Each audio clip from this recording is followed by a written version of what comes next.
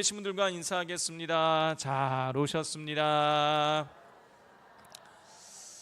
또 선포하겠습니다. 예수님이 부활하셨습니다. 살아계셔서 당신과 함께하고 계십니다. 할렐루야. 지난주는 제가 예수동행 세미나 가서 없었고 2주 전에 여호수아와 이스라엘 백성들이 하나님의 명령을 따라서 복병을 두어서 아이성 전투에서 승리하는 장면을 살펴보았었습니다. 자, 오늘 본문은 이 아이성 전투에서 승리하고 난 이후의 일을 기록하고 있습니다. 자, 먼저 우리 30절을 같이 한번 읽겠습니다. 그때에 여호수아가 이스라엘의 하나님 여호와를 위하여 에발산에 한 제단을 쌓았으니 30절 시작은 그때에 이렇게 되어 있어요. 그때에. 그때가 언제인 것입니까? 그때는 아이성 전투에서 승리를 거두었을 때를 의미하는 거예요. 성도 여러분, 이스라엘 백성들이 첫 번째 아이성 전투에서 패배를 했었습니다. 군사가 많이 죽지는 않았지만 아이성에서 패배하고 난 이후에 이스라엘 백성들은 엄청난 충격을 받았습니다. 왜 그런 것입니까? 왜 엄청난 충격을 받은 것이죠? 아이성 전투에서 당연히 이길 것이라고 생각했기 때문인 거예요. 아이성 전투를 당연히 이길 것이라고 생각했던 이유는 무엇입니까? 아이성과는 비교할 수 없는 거대하고 견고한 여리고성 전투를 너무나 손쉽게 승리했기 때문인 것이에요. 그렇기 때문에 이 자그마한 아이성 전투는 우리가 당연히 이길 것이라고 생각했던 거예요. 자, 그런데 당연히 이길 것이라고 생각했던 그 전투에서 패배해서 너무너무나 큰 충격을 얻게 된 것입니다. 여호수아서 7장 4절 5절입니다.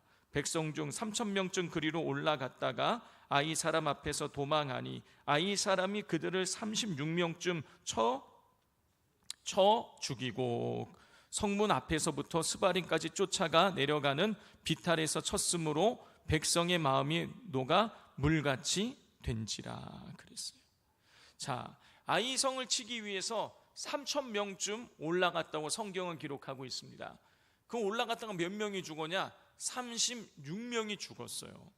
자, 36명은 3,000명의 몇 퍼센트냐? 계산해 봤더니 1.2%예요. 1.2%.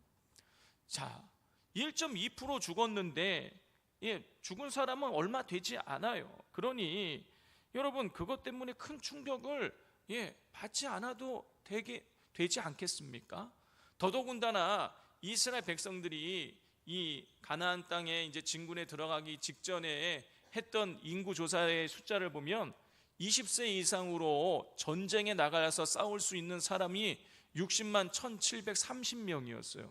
제가 또 전자계산기로 계산을 해봤더니 이 36명은 60만 1,730명 몇 프로냐? 0.00006%예요. 여러분, 1%는 고사하고 0.00006%.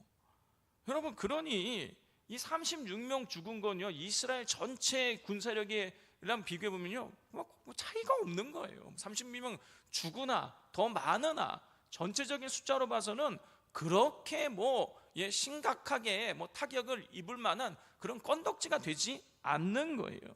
그런데 이 성경을 보면 이스라엘 백성은 그 아이성 전투에서 지고 나서 마음이 물같이 녹아 내렸다라는 거예요. 여러분, 전체 병력의 0.00006% 죽은 것 뿐인데 왜 마음이 물같이 녹아져 내린 것일까요? 여러분, 마음이 물같이 녹아 내렸다라는 건요, 전쟁을 할 수 없을 만큼 사기가 이제 완전히 꺾였다 그런 뜻인 거예요. 여러분, 왜 그랬을까요?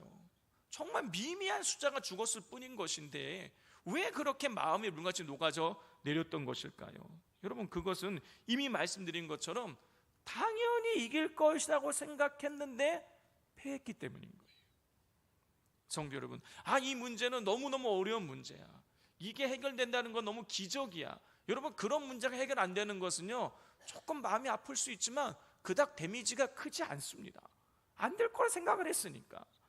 그런데 이 문제는 쉽게 될 거야 라고 생각했던 문제가 해결되지 않으면요, 그게 그렇게 당황스러운 것입니다. 제가 인천에서 사역할 때에 그날이 수요일이었는지 금요일 저녁이었는지 아니면 주일 저녁 예배였는지 제가 정확하게 기억은 나진 않지만, 이 아이들을 데리고 가서 이제 예배를 저녁 때 드리고 집에 돌아왔어요. 그리고 이 비밀번호를 눌렀는데 문이 안 열리는 거예요. 당연히 열려야 될 문이 안 열리는 거예요. 이거 뭐가 잘못됐나? 다시 비밀번호를 몇 번을 눌렀는데 안 되더라고요. 자, 그래서 이 저녁인데 이게 만약에 당연히 열릴 거라 생각했던 이 문이 안 열리니까요, 너무 당황스러운 거예요. 당연히 열려야 될 문이 안 열리는 것도 당황스럽지만, 이 저녁 시간에 이 아이들 데리고 어디 가서 자야 되나 이 생각하니까 너무너무 당황스럽더라고요. 결국에는 이제 열쇠 문 여는 아저씨를 전화로 해서 불러가지고 겨우 문을 열고 들어갔습니다. 당연히 열려야 될 현관문이 열리지 않으니까 너무너무 당황이 되더라고요. 여러분, 이스라엘 백성에게 아이성 전투는요, 당연히 열려야 될 현관문과 같았던 거예요. 아이성 전투와 비교할 수 없는 이 여리고성 전투에서 승리했으니까 이 아이성은요, 그냥 현관문처럼 당연히 열려야 될 것이라고 그렇게 굳게 믿고 있었어요. 조금 더 의심하지 않았어요. 그러니까 60만 명이 다 올라가서 싸운 것도 아니고 고작 3천 명만 올라가서 싸웠던 것이죠. 그런데 패배한 거예요. 생각지 못하게 허를 찔린 것입니다. 그러니 더 당황이 되고 마음이 물같이 녹아내린 거예요. 자, 이런 순간에 이 여호수아가 이스라엘 백성들이 여리고성과 같이 다시금 마음을 가다듬고 하나님 말씀에 귀를 기울이고 하나님 말씀에 순종해서 승리를 거두게 된 것입니다. 아이성 첫 번째 전투에서 이스라엘 백성이 36명이 죽었는데, 두 번째 전투에서는요, 이스라엘 백성이 아이성의 군인과 그 백성들을 12,000명을 죽였어요. 거의 350배 가깝게 대승을 거둔 거예요. 여러분, 그러니 얼마나 기뻤겠어요. 한 번의 승리를 거두어도 기뻤지만 한 번 패배하고 나서 질 거라고, 여기는 이제 이길 수 없다고 생각했는데 그걸 이기게 되었으니 얼마나 기뻤겠어요. 기쁨은 2배, 3배가 되었을 거예요. 당연히 아이성 전투에서 승리했다는 소식이 전해졌을 때에 이스라엘 백성들은 환호성을 질렀을 것이고, 그리고 어깨춤을 덩실덩실 추었을 것입니다. 그런데 30절에 기록된 것처럼 바로 그때에 이스라엘 백성들이 이 승리의 도취해 있는 바로 그때에 여호수아가 이스라엘 백성들에게 명령을 내리는 거예요. 어떤 명령이냐? 에발산에 제단을 쌓으라는 거예요. 31절을 보면 제단을 쌓아서 무슨 일을 했느냐? 번제와 화목제물을 하나님 앞에 올려드린 것을 우리가 볼 수가 있습니다. 하나님 앞에 예배 드리기 위해서 제단 쌓으라는 것이에요.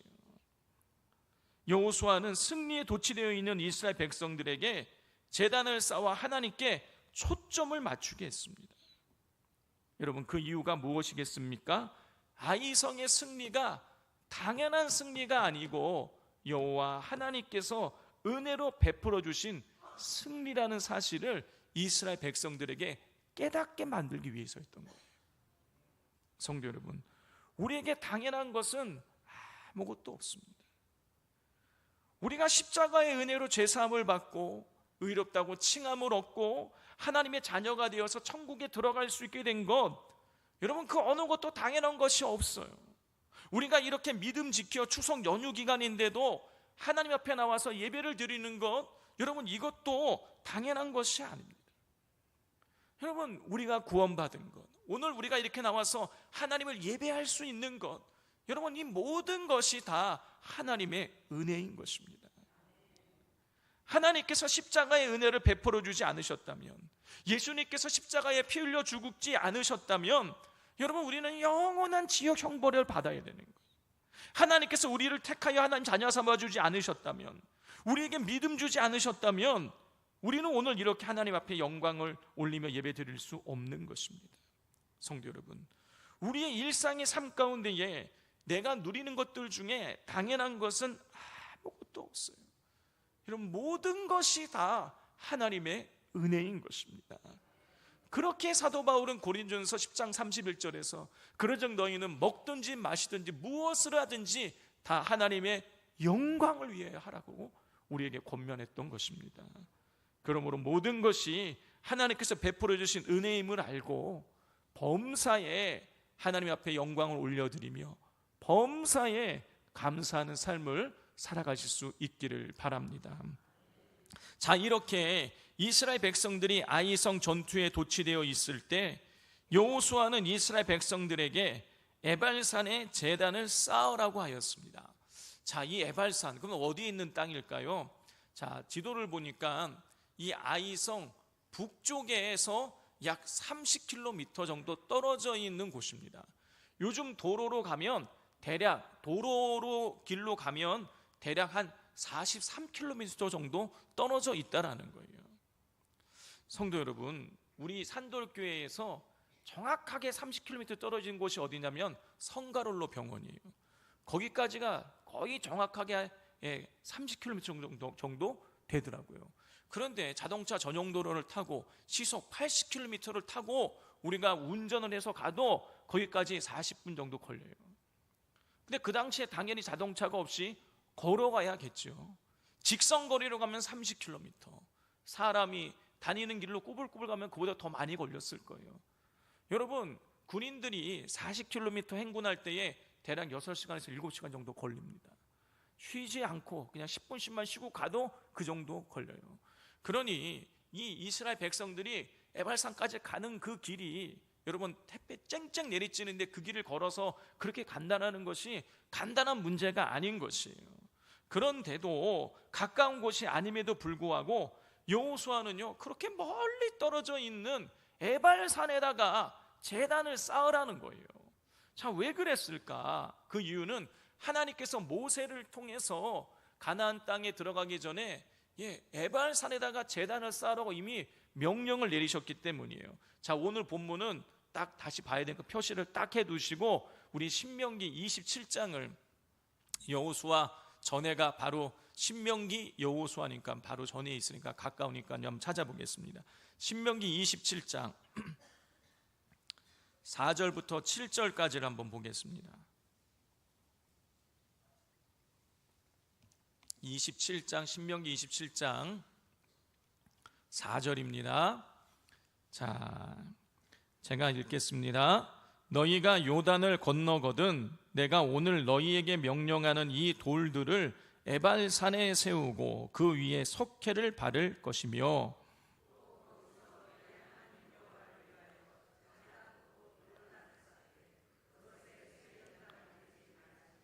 너는 다듬지 않은 돌로 내 하나님 여호와의 제단을 쌓고 그 위에 내 하나님 여호와께 번제를 드릴 것이며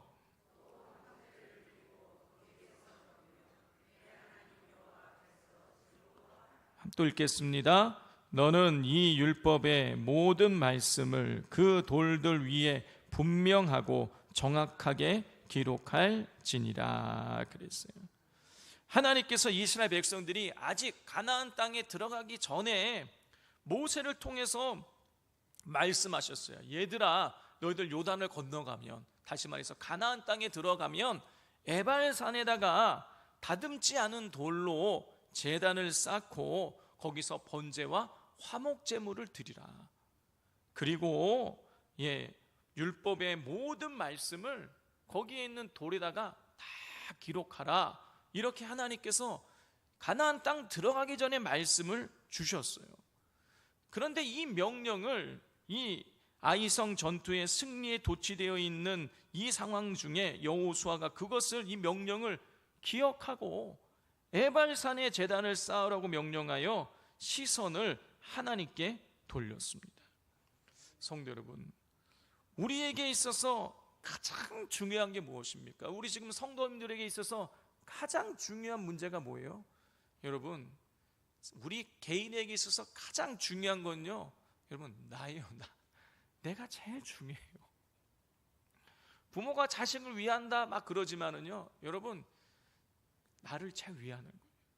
자식이 잘 되기를 원하는 거 따지고 보면요, 나를 위한 일인 거예요.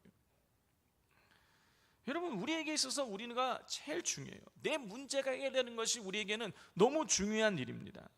우리의 모든 관심의 초점은요, 나에게 있어요. 그러나 여호수아는요, 이 초점을 하나님께 두었습니다. 그렇게 승리를 만끽하는 상황 중에 여호와께서 모세를 통해서 주신 명령을 기억하고 에발산에다가 하나님 명령에 순종하고자 에발산의 제단을 쌓게 한 거예요. 성도 여러분, 중요한 것은 내가 아니라 하나님인 것입니다. 하나님보다 더 중요한 건 아무것도 없어요. 이런 말씀 드리면, 아니, 나보다 하나님을 중요하게 생각하면 나의 삶은 없는 것이 아니냐라고 이렇게 반문하실 수가 있으실 것 같아요.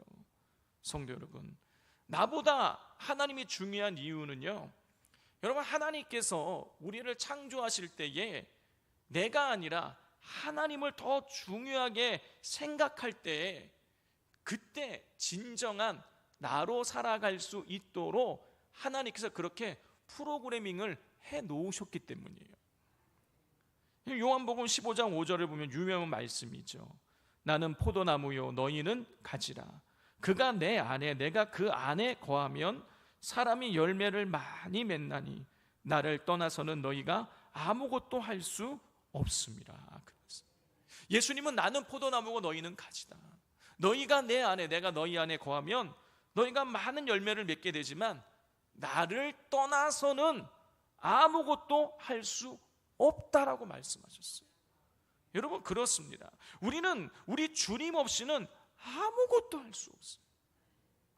오직 주님 안에 거할 때만이 여러분 우리는 열매를 맺을 수가 있습니다. 하나님이요 그렇게 창조를 해 놓으셨어요. 그렇기에 나보다 우리 주님을, 하나님을 우리가 더 중요하게 생각해야 되는 것입니다. 그러므로 나를 바라보고 내 문제를 바라보던 시선을 이제 우리가 돌려서 하나님을, 주님을 바라보아야 하겠습니다. 자, 여호수아는 아이성 전쟁에서 승리를 거둔 이후에 하나님께서 모세를 통해 주신 명령을 기억하여 초점을 하나님께 두게 했습니다. 그래서 하나님께 주신 명령대로 에발산에 쇠 연장으로 다듬지 않은 새 돌로 제단을 만들고 하나님께 번제와 화목 제물을 드렸어요. 자, 그리고 또 한 가지 한 일이 있어요. 우리 32절, 우리 여호수아서 8장 우리 32절을 같이 읽겠습니다. 여호수아가 거기서 모세가 기록한 율법을 이스라엘 자손의 목전에서 그 돌에 기록하매. 여호수아는 하나님께서 말씀하신 대로 제단을 쌓았을 뿐만이 아니라 하나님께서 모세를 통해서 주신 말씀대로 율법을 돌에다가 다 새겼어요. 성도 여러분, 오늘날도 여러분 아주 망치도 있고 정도 있고 이런 걸로 가지고도 여러분 돌에다가 글자를 새긴다, 여러분 이거 쉬운 일이 아닙니다.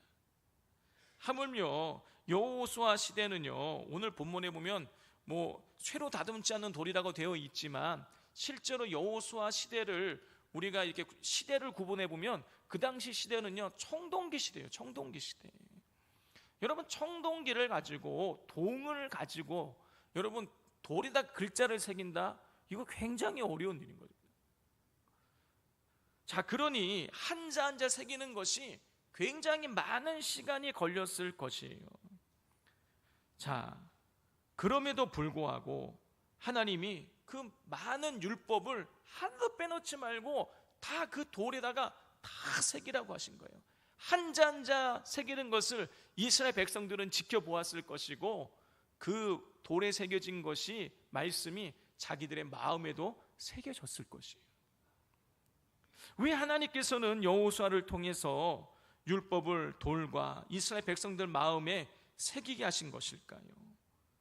하나님 말씀에 순종하는 것이 이스라엘 백성이 살 길임을 알게 하기 위해서인 것입니다. 하나님께서 이미 여리고성 전투와 아이성 1차 전투를 통해서 하나님 말씀에 순종할 때에 승리할 수 있다는 걸 알려주셨어요. 그리고 아이성 1차 전투를 통해서 하나님 말씀에 순종하지 않으면 패배한다는 것도 말씀해 주셨어요. 순종하지 않으면 아무런 열매가 없다라는 것을 알게 해 주셨어요. 그렇게 하나님께서는요, 여호수아를 통해서 율법을 돌에 새겨서 이스라엘 백성들이 하나님 말씀에서 떠나지 않고 그 말씀대로 살아가도록 그렇게 만들기를 원하셨던 것입니다.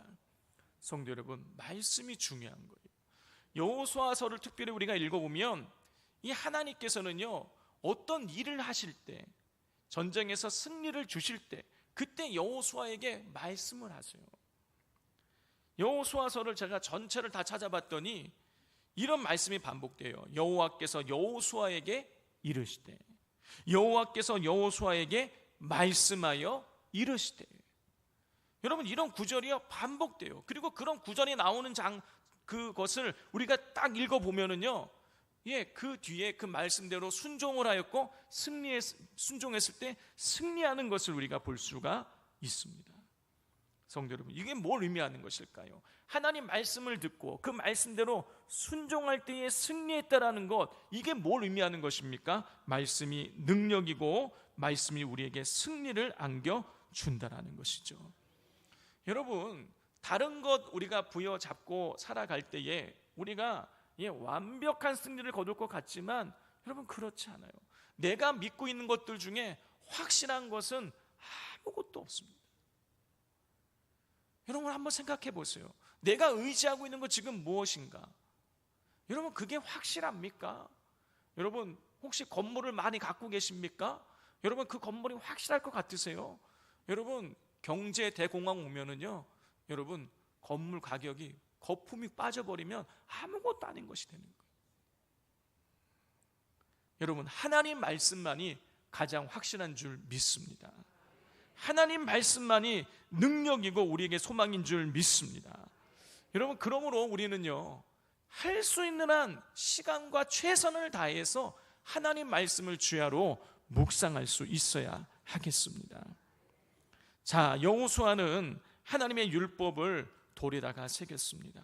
그리고 난 이후에 이런 명령을 내렸어요. 오늘 본문 8장 33절부터 35절을 교독해 보겠습니다. 온 이스라엘과 그 장로들과 관리들과 재판장들과 본토인뿐 아니라 이방인까지 여호와의 언약궤를 맨 레위 사람 제사장들 앞에서 궤의 좌우에 서되 절반은 그리심산 앞에 절반은 에발산 앞에 섰으니 이는 전에 여호와의 종 모세가 이스라엘 백성에게 축복하라고 명령한 대로 함이라.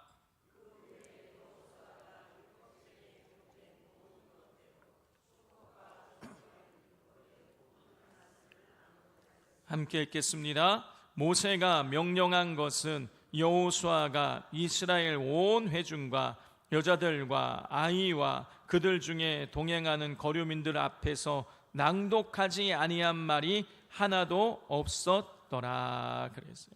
자, 율법을 돌에다가 다 새기고 난 이후에 여호수아는 이스라엘 백성들뿐만이 아니라 이스라엘 백성들과 함께 출애굽해서 나온 이방인들까지 절반은 그리심산 앞에 서게 하고 절반은 에발산 앞에 서게 한 다음에 율법을 이미 돌에다가 새겼는데 다시 한번 율법을 또 다 낭독을 하는 거예요.